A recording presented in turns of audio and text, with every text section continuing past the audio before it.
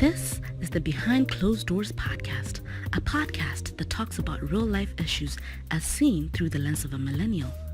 We are not our circumstances are a part of us. So join me as we unpack these conversations. We've had you on the podcast. Yeah. And we know you, we love you. The last time you're here, you're telling us about how life how life is not working out, how you're suffering, how you're failing. Oh, yeah. How you're failing. How things are not just working out. Yeah, and now it's been, 2 years? Has it? Or a year? Yeah, I think it's been over a year though. It's been over a year, right? Definitely over a year. So you don't really need introduction. Tabo, welcome back to Behind Closed Doors podcasts. Thank you for having me. I'm happy to be back. What's been new since we last spoke? Last time you're married, you had just gotten married, you had just finished your degree. Yeah, I had just graduated, I just gotten married. What's new?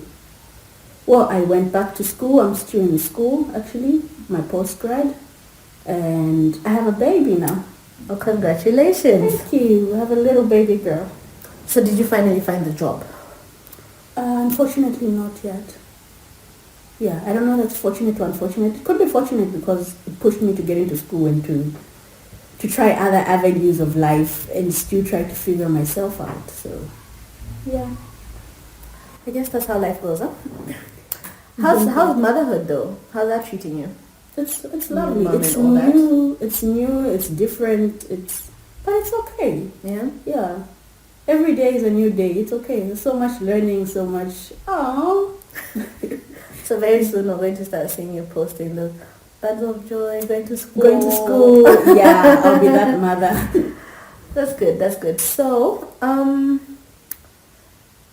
want us to sort of have a brief conversation on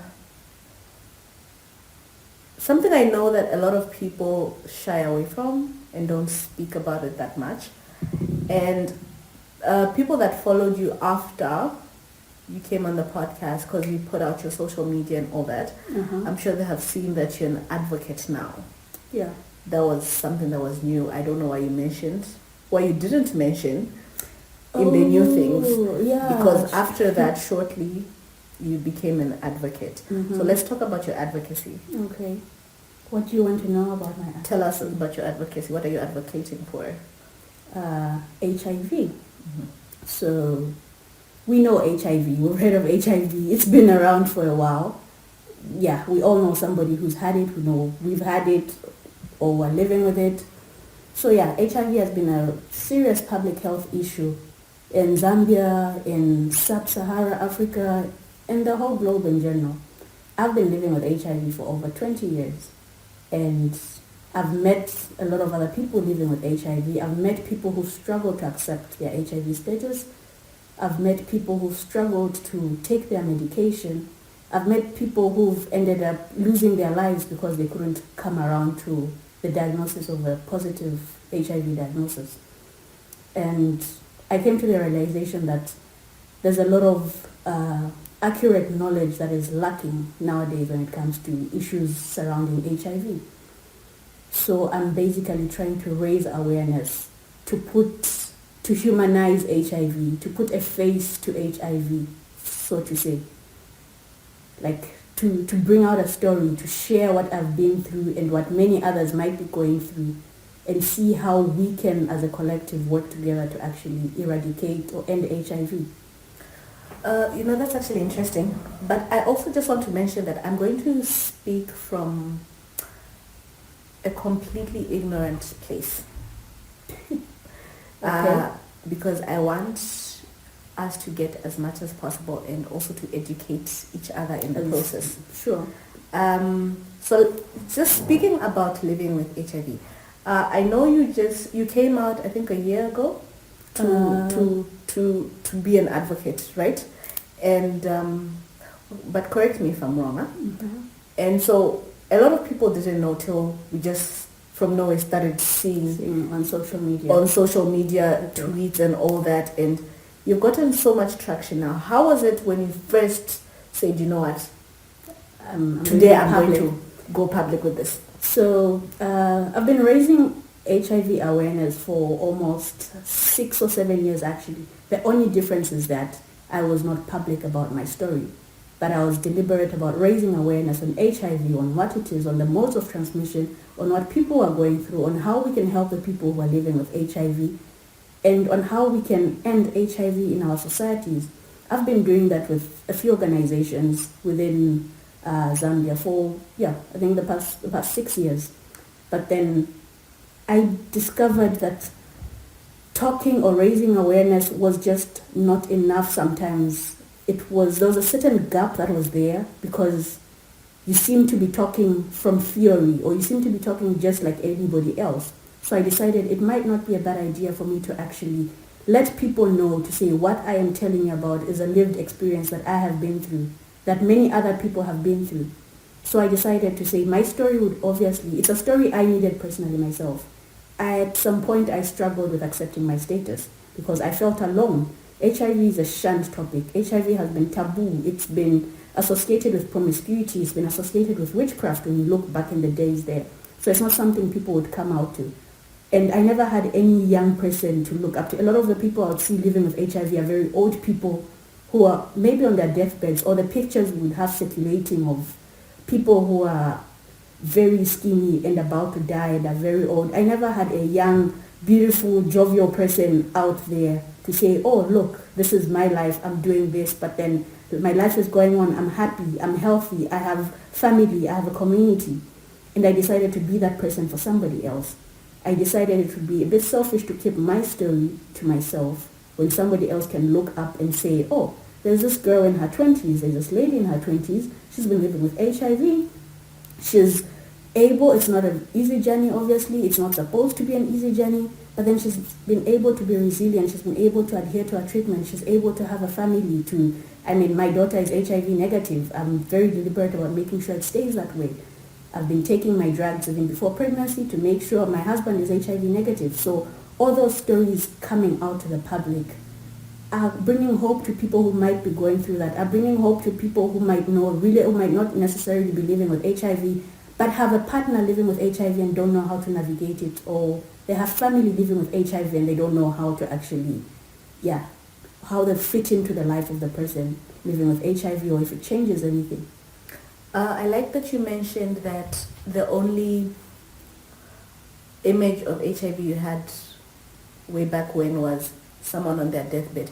And that is actually very true, because every time someone talks about HIV, you relate it automatically to AIDS and death. Yes. And I meant to be, I know, or I believe there's a difference there. Could you please just speak a little on that?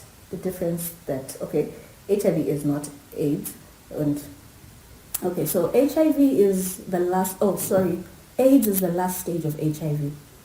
So there are 4 stages of HIV, and AIDS, for somebody to reach a diagnosis of having AIDS, they have certain opportunistic infections, their immunity is at a very low level. But then a lot of people are still able to survive for so many years with AIDS if they continue taking their medication, if it's actually working. But most of the times, many of us are just living with HIV. We actually do not have AIDS. Before we make this a medical conversation, let me, you mentioned that you've been living with HIV for 20 years. So let's go back to when you learned that you have HIV. Okay, so I've been on medication, on ARVs, on HIV medication since 2003, since April 2003. I'm not sure if it's definitely more than 20 years. I don't know, you can do the math. So I've been on medication since 2003, but I actually found out about my status in 2008, in January 2008, when I was just beginning my Form 1 or my grade 8. And my parents told me the reason I was taking the medication. So it was more of a confirmation at the time, because for years, I think from the time I was in grade 4 or 5, I started reading what was written on my bottles of the medication I was taking. I couldn't really completely comprehend, obviously, at the time, because I was only in grade 4. It should have been grade 4 or 5 when I started reading. I was like, is this... It's not specific, because nowhere on the bottle does it say HIV medication. But then I suspected to say, wait, are these ARVs? Because I used to watch a lot of programs. At that time, there were so many books, so many programs and dramatic series that were trying to raise awareness on HIV, on ARVs and the importance. So I already had that suspicion. But then it wasn't a big enough suspicion for me to actually pursue it or think too much of it, because I was just told that the medication was to help me stronger. I was told the medication was I had some really sensitive skin growing up and I would react easily, so I was told it was to help with that, with my skin condition, and to help me be stronger. But then it's only when my parents opened up to me when I was beginning my grade 8 is when I found out, or when they rather confirmed my suspicion that I was actually HIV positive. For some reason, it wasn't too much of a surprise, maybe because of my suspicions already. And it wasn't a big deal because I feel I had already read so much about HIV. I had watched so many TV series, TV dramas. At that time, there was the Soul City. For those who had should have been multi-choice. The SABCs and the ETVs would bring the Soul City and Soul Buddies and all those lessons about HIV. So it really wasn't a big deal at the time. I guess maybe I was too young and naive to understand what that actually meant and what it means for the rest of the world.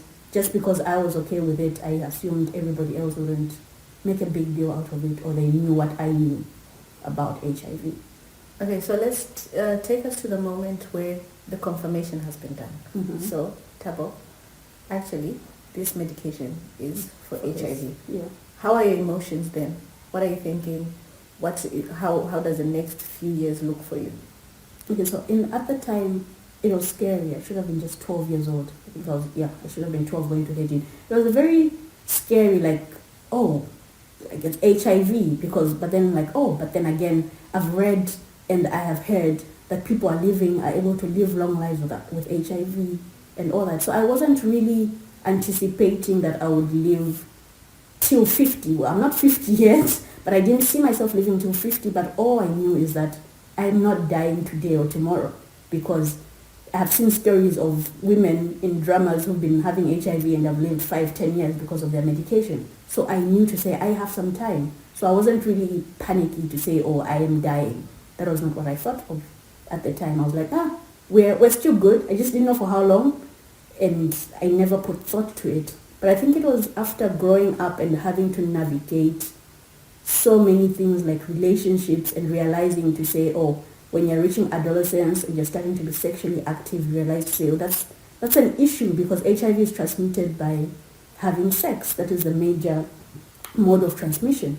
And at that time, the concept of you equals you did not exist. You equals you was something that was just confirmed almost about 5 years ago. I'm not so certain, but it's undetectable equals to untransmittable. That means if you're taking a medication and your viral load in your body has reached a very minimal amount and can be detected during blood tests, then you're not able to transmit it to your sexual partner. That wasn't information that was known at the time when I was an adolescent.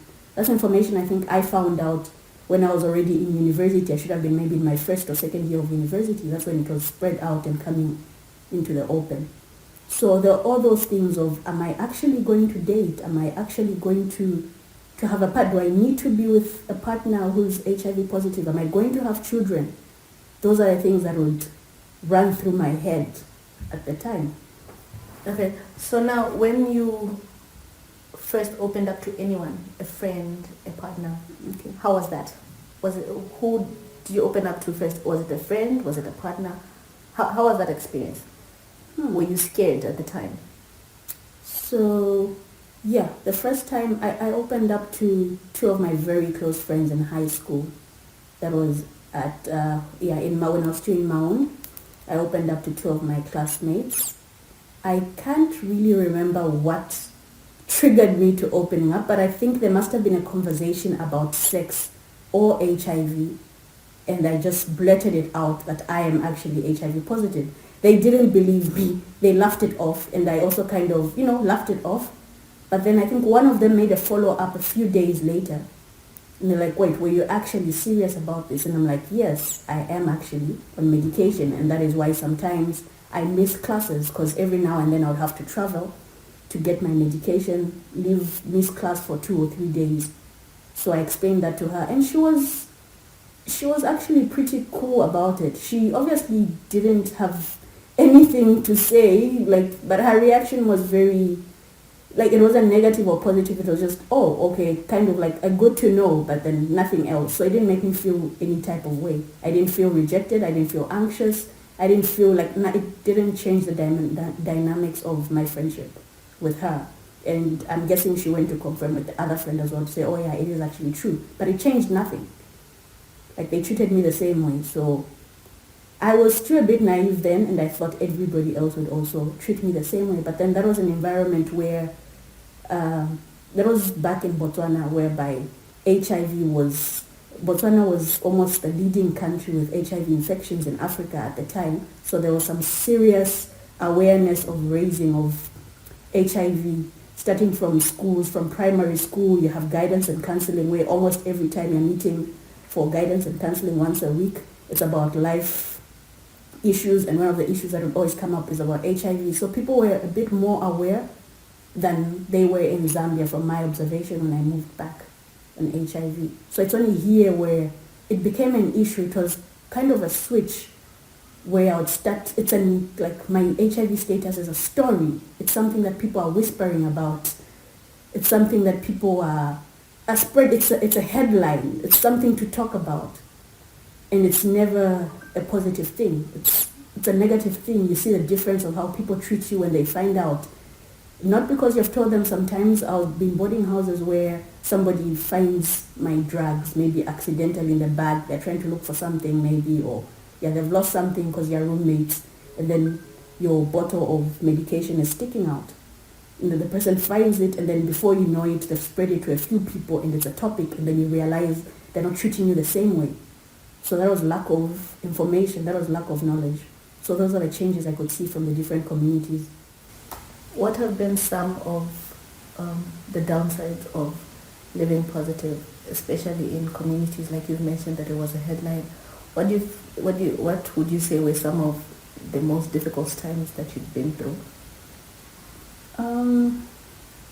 I think it's been difficult to, the times I've had roommates, it's been difficult to actively take my medication as often or the way I was actually supposed to be taking it, because I didn't want more people to find out I'm living with HIV.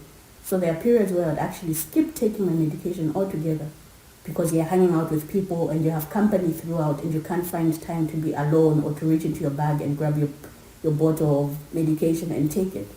So that also affected my adherence. That would be seen in my lab tests. I'll go to the hospital every 6 months like I'll do, and discover that my viral load has gone up or my CD4 has gone up. And of course, I'm not going to say I'm not taking my medication. A lot of patients lie. I am one of those patients who lied at the time. I would keep pretending as though I don't know what's actually going on. Say, no, I'm taking. I don't know what's happening. But deep down I know to say, the times I've gone maybe 2 or 3 days in a row and I've not taken, then I take, then again go another 2 or 3 days. So that has actually been a big challenge. Another thing is also when you hear people talk about HIV as a group, and you just have to laugh it off because it was still a secret then. And you're hearing them say all these negative things, or talk about a relative that they have, or they're narrating a story about something back home of somebody who was living with HIV or what, and there's just so much negativity attached to that conversation. But then it's very hard to step out and say, guys, this is wrong, or it's not actually like that. And you just keep quiet, and sometimes you even have to join in and laugh.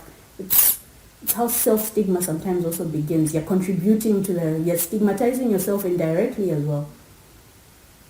And the stigma also, did it have a negative effect on you as a person? Obviously, it did, because you feel like nobody's going to fully accept you when they know that part of you, because unfortunately, the HIV is there to stay. I'm always going to be HIV positive until we have a cure, hopefully. But yeah, I'm always going to be HIV positive, and that's a part of me I cannot share, because once I share, the chances of somebody sticking around, the chances of not being accepted by part of the group, or by your friends, or by, yes, it's the, you feel like you don't belong to a group of people anymore. You don't know how they're going to look at you. So that really affects you. It's a burden you have to carry, and feel like you have to keep a secret in order to keep fitting in, to keep being accepted. Because you don't believe they're going to. The same people who were laughing about some story about somebody living with HIV are definitely not going to look at you and say, oh, is this your story? Okay, sure, like we're here. So you live with that secret on your own, and it's very hard to figure out who you can open up to and who you can't, especially at that age when you're just navigating university and just you in your late teens and getting into your early 20s. At what point did you get to a place where you could open up to your partner to say, hey, this is my story, I'm living with HIV? Disclosure. So mine is actually a very funny one, because I met my partner when I was 16 at the time. Yeah, I just finished high school, and we started talking. Then two weeks into talking, we're like, you know what, I think we're dating. Yeah, we are dating. And then I just told him to say, oh yeah, one random time I texted him to say, yeah, don't get ahead of yourself, I'm HIV positive. Then he's like, what? Oh, okay. And then he didn't say anything until I think a day or two later, when he asked what was that about, and I told him to say, yeah, I wasn't joking, I actually am HIV positive. And he made no big deal about it. He was like, so what happens? You're taking your medication? He asked about it. He was so nice. He first asked if he could ask more about it, if I was okay with him asking me about it. And yeah, so he asked how long I've been living with it, how I got it, if I'm taking my medication, what that means for us. And I explained what I knew at the time. And he was pretty much okay with it, because I was very fortunate. He had relatives who had been exposed previously. He has heard of people who had been living with HIV, and he saw how people were able to actually live almost normal lives with it. So I was very fortunate. I was that quick to disclose because I didn't want to raise my hopes.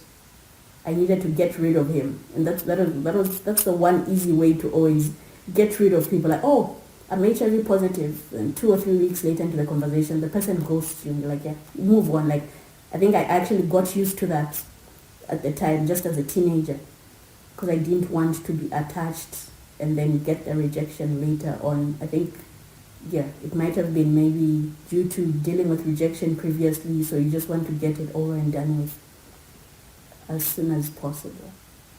Has disclosure been something that's been difficult? Like, do you have to meditate on it, like be like, okay, this is, I'm going to go to Cici and say, oh, Cici, so this is, or it's just previously, because now I know that you're an advocate, obviously, so it's easier to, yes. So the few times I've actually, like, before I was completely public about it, the few times I disclosed to friends, surprisingly, I never planned it. At no point did I ever want to disclose to anybody. It would be a very abrupt decision.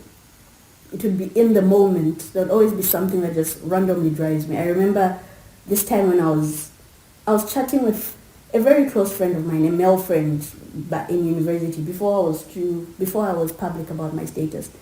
And our conversation was not connected to HIV at all. I can't remember what he came to me with some problem, and I guess I felt like it was a safe space at that point, and I just blurted it out randomly. And the person was very accepting of it. So I don't really plan it, but I think somehow my subconscious is able to filter out the people I considered safe and those I didn't consider safe. So I'd never actually think to say, oh no, I need to tell this person. It would always be that random, just the same way it happened in high school. It was random. I was just like, oh, No, but I've been living with HIV, guys. I'm HIV positive. That's the same thing that happened to my close friend in high school. The same thing that happened to a lot of my friends that I've actually told before I was public. It would be the most random things where you're just talking about something and then it comes like, oh, by the way, this. And I was very fortunate that the few people I disclosed to were very accepting. So that is why I say I think subconsciously I was already looking and judging and seeing if they are safe, if this is a safe space to open up, if they're capable of handling that information and capable of being the person I would need them to be after I open up about my status. So I didn't realize I was unconsciously doing that, obviously, but I might have unconsciously been doing that because I didn't blurt out to anyone. There's so many people who found out, so many close friends, so many family who found out just with the rest of the world when I started sharing my story on social media. Okay, so I was actually going to get to that. So now that you've taken it there, let's talk about that. Did you get any rejection or resistance from friends and family when you finally went public on social media? Well, I don't know whether it's outright rejection, but I would always have stories come back to me about people having side talks about me living with HIV. Nobody had the guts, or I guess it's a very, not everybody is equipped, not everybody knows what to do when they find out their friend has HIV, like you don't know what to react or what to think.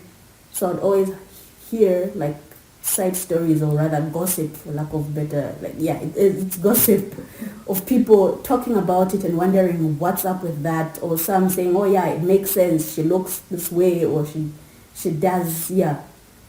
So that will always come back. So nobody outrightly said, you know what, this. And I think because of how confident I was, nobody had the courage to actually come up and in my face make fun or treat me a different way about it, because it was no longer something anybody had power. I took the power away by actually coming out about my status. So it was very difficult. It's been, I wouldn't know if people were, because nobody did it to my face, but I'm not sure what was happening behind my back. I heard a few stories, a few things were said behind my back. I could see a few people pull away, others get closer. I guess because they now feel to say, oh, there's actually something they could learn or something they could tap from me. I'll feel people get distant, not knowing if it's just me overthinking it at the time. But yeah, there are all those things that happen. Wow. I like that you mentioned taking the power, because when you take power, nobody can use anything against you. Mm-hmm. And I think that is something that a lot of us are struggling with, not just living with HIV, but so many other things in general. Yeah. We are so scared of what the next person is going to say, but then if you take charge first, no one can control of the narrative. Yeah, you have control. So yeah. So how's the advocacy going? Because in 2024, we still have people who have the wrong perspective and who attach a lot of negativity around living with HIV. So how is the advocacy work going? And how much more do we need to do for at least people to get to a level where it's not such a taboo? Because you'd have expected it to be like that way back when, but even now, years still later, there, because you'd still hear conversations that people are having and all this stuff, which is it's actually saddening to watch. It is. It really is. So yeah, you're right. Like HIV has been with us, like in Zambia, since the 80s. So that is almost over 30 years ago. But we still have people who don't understand it. We still have people who think you should hide your status. I remember at some point somebody on one of the social media platforms was making fun, or I don't know, trying to like, I don't know, throwing a jab at me about why are we now proud of, the person was posting about wondering or asking themselves why people are now proudly talking about their HIV status, like when did we get here? So it's like, it's not something people want you to do. People still want shame to be associated to HIV. People don't get why advocates who are living with HIV are public about it.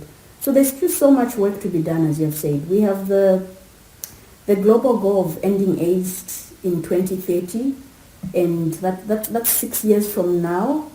I'm not sure if we're going to reach that goal, but we're going somewhere. Like there's definitely, we're not at the same place we were 5 years ago. We're not at the same place we were 10 years ago.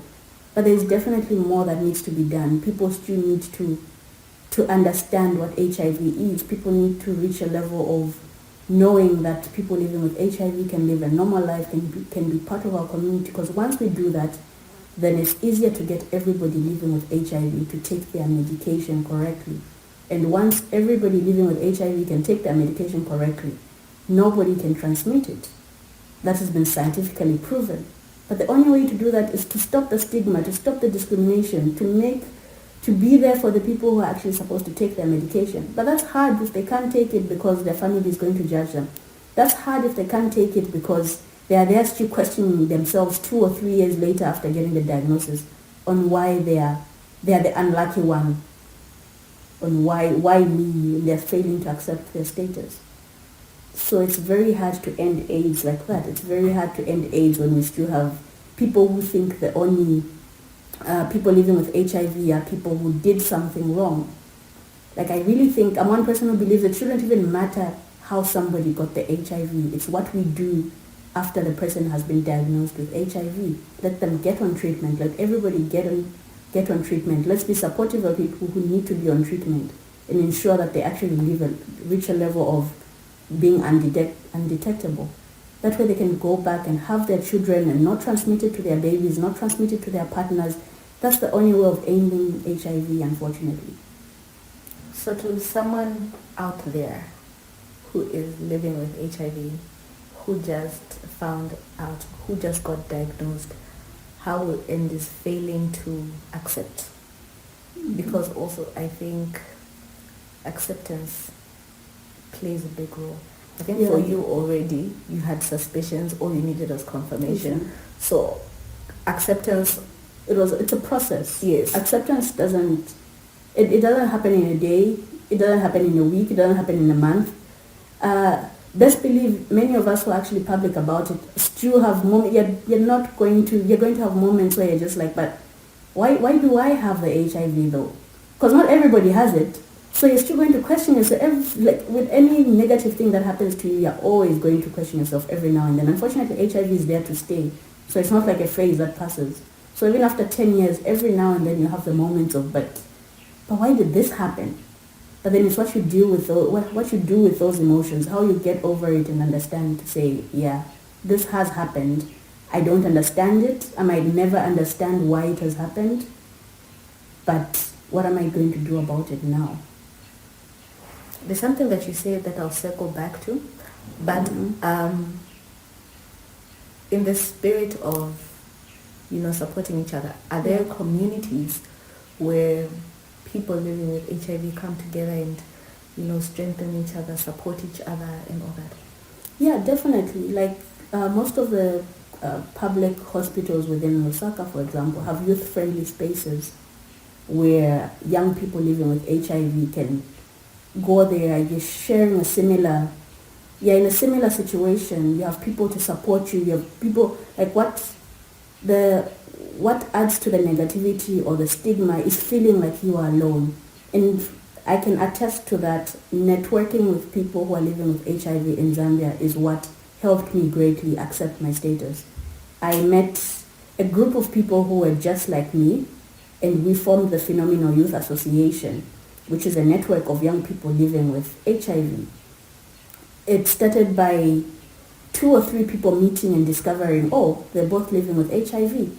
We don't have many friends. Oh, you form a WhatsApp group. It started with a WhatsApp group that should have been in 2016 of less than 10 people. And right now it's a WhatsApp group with over 300 people, all living with HIV. So that has been helpful to me. That has been helpful to several other people. Because shame is always, what kills us with shame is feeling I am alone. So you hold on to that thing because you don't want to let it go, and you think you're the only one who has that. You're the only one who has this bad thing as it's considered. And you're not actually opening up to anybody else because you believe nobody else has it. But then when you realize to say somebody else has it, somebody else is feeling what I'm feeling, somebody else feels just as frustrated as I'm feeling about it, somebody else feels shame about it, somebody else cries themselves to sleep or asks themselves why they have it, it makes you feel like just the feeling of not being alone is significant. It can actually change your life so much because then you can actually work together. So what are we going to do about this? We're clearly not alone because now we start thinking to say, okay, we have over 300 people in this group. How many others are not in the group? So we're clearly not alone, and there are many other people who are still going through this. There are many other people who still think they are alone. So it's always easier, like for those who are getting their treatment from public hospitals, they can always find out about networks. There's the Phenomenal Youth Association that actually helped me, that I've been part of for all these years. And there are many other networks as well, many other societies that you can be a part of. And you learn so much, you share so many experiences, and you're able to learn how people have overcome their challenges and what you can use or borrow from their experience in life. You know, this conversation keeps getting deeper and deeper as we go. And we're going to run out of time. So just to conclude, what 3 things would you advise, or what 3 things have you learned that you can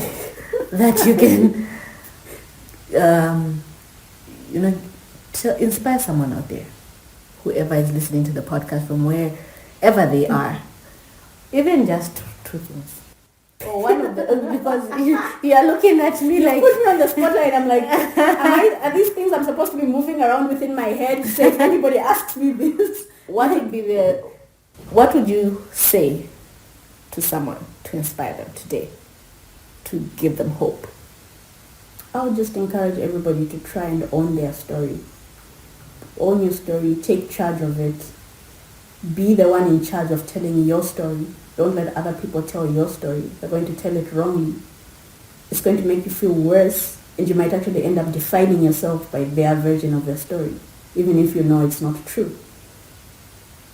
So own your story. So in this case, if it's somebody living with HIV, you are living with the HIV.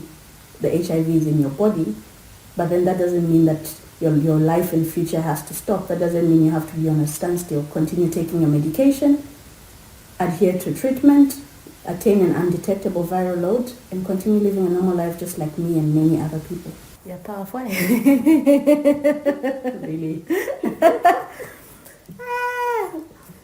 You know, we're looking at you like this, like, what up?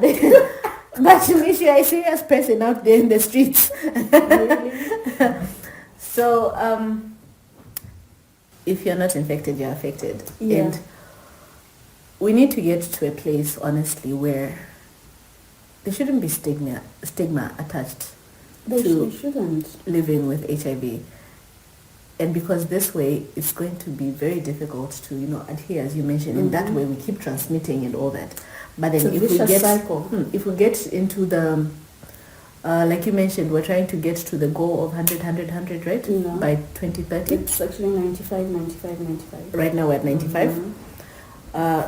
So look, we already attained the 90. Exactly. And it looks like, oh my gosh, it's not going to work out. But we did, and now we're at 95. If we all, work together, we can have 0 new infections. Exactly. It's possible. It really is, possible. actually. It really is. It's Because 90% is actually a huge number. It is. 95% is a huge number. It is. So if we could just bridge that gap, Tabo, as always, it's been lovely having you on the podcast. And we are fully supporting what you're doing. Thank you. And everything that you are trying to achieve, everything that you are planning to achieve. Just involve us. We want to be supportive. Most we want definitely. to spread awareness, push the word out there. Just for the new listeners, give us your social media platforms so that people can follow you, see how they can support you, see how they can collaborate with you? Okay, so my Twitter account is QTJoy. Maybe I should just spell it out.